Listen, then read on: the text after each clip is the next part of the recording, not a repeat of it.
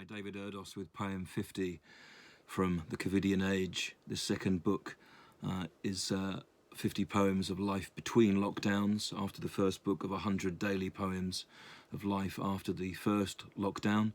I don't know if the third book will be 25 poems. It may go on forever. That collection will be called The People's Prison. But this is the last poem in the COVIDIan Age. Tonight, in the air, Phil Collins looks old, older than his years, reversed imaged. Torn by conditions and his troubling wife, he ploughs on, playing once more with the band whose name has always conjured beginnings, with Rutherford and Banks there beside him. He is hoping renewal is sculpted or carved through rock song. What else is in the air then tonight, on this biblical Sunday? The start of a week that sees lockdown wrenched like old bones from a grave.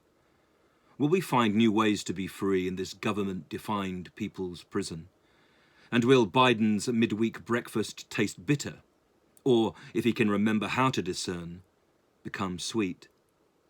Even now as I write, the same selfish fools will be shopping. As toilet rolls become gold dust and sanitizer as rare as God's tears, I think of a Genesis stalled, not only for that famous group, but all people, including Peter Gabriel and Steve Hackett, and including those countless others, either concluding or starting soundtracks and themes fueled by fear. And of how to overcome it, of course, and continue the work talent promised, in perhaps a fresh world of endeavour where the stages become more like church. Sacred services sent to celebrate all we've suffered. Memorials to the meaning of the songs we have sung to soothe hurt.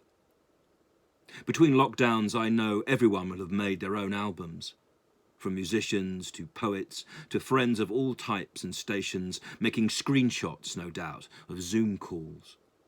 As well as painters, of course, and the numerous self-tapes of actors, each one a set or collection of how far we may or may not be in the fall. We will try, each of us, to drown out the sound of what's coming, moving through air, tearing water like the Spielbergian shark in its prime. Those famous two cello notes can be heard almost as if threat itself had a heartbeat, that Phil Collins's son will now bass drum as this week's tension accrues to mark time. But will that mark be made with a weight or a wound, as the part freedom found between lockdowns begins a new drowning to which not even Phil could lend a hand? Just where then exactly is God's sound, stave or line?